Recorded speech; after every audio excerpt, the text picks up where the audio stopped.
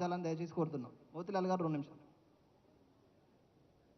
వేదిక మీద ఉన్న పెద్దలందరికీ, హరిశన్న గారికి, జాన్ వెస్లీ అన్న గారికి, ఆర్ కృష్ణన్న గారికి, మిగతా నాయకులందరికీ కూడా నిరుద్యోగ యువతకు అండగా నిలబడడానికి వచ్చినందుకు యావత్ తెలంగాణ నిరుద్యోగ యువత తరఫున మేము ఎప్పటికీ రుణపడి ఉంటామని చెప్పేసి ఈ యొక్క సందర్భంగా మీకు తెలియజేస్తా ఉన్నాం.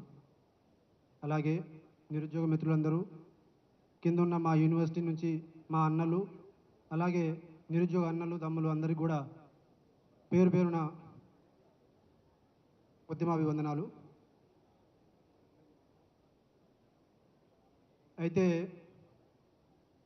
నేను కాంగ్రెస్ ప్రభుత్వాన్ని ఒక 4-5 అంశాలు నేను చాలా సింపుల్గా మాట్లాడాలనుకుంటున్నా. ఎక్కడ పోయింది మీ 2000 ఉద్యోగాలు గ్రూప్ 2? ఎక్కడ పోయింది మీ మెగా డిఎస్సి? ఎక్కడ పోయింది గ్రూప్ 1 1:100? ఎవడు తీసుకురమ్మన్నాడు జీవో నెంబర్ 29?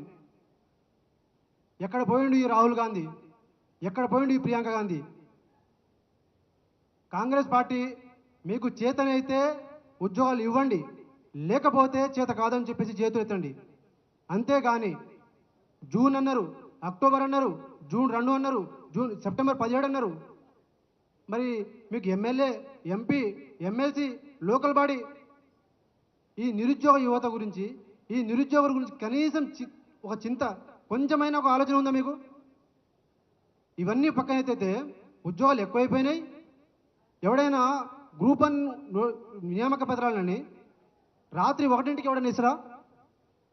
ఈ తెలంగాణలో రేవంత్ రెడ్డిని అందరు తిట్టుకున్నారు. ఒక రాష్ట్రకి గేదెలు, బర్రెలు, కుక్కలు, నక్కలు తప్ప వాళ్ళే తిట్టుకోవాలిగా. లాస్ట్కి హైదరాబాద్ సెంట్రల్ యూనివర్సిటీలో కూడా అసలు నెమలులే కావని చెప్పి అంటాడు రేవంత్ రెడ్డి. ఇది గుర్తుపెట్టుకో, టోటల్ కాంగ్రెస్ పార్టీ గుర్తుపెట్టుకోరి.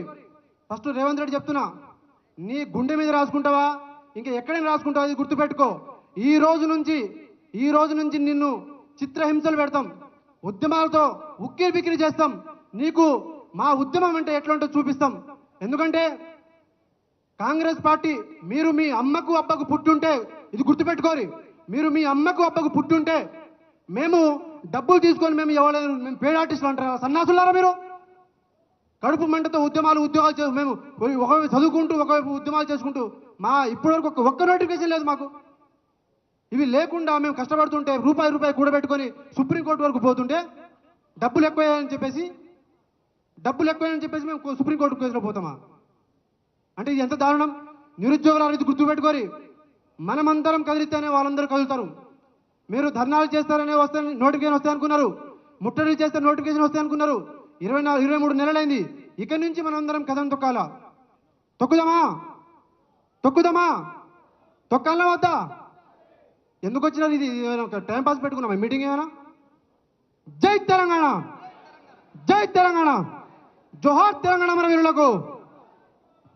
సోదరుడు శంకర్ 1 నిమిషం దయచేసి.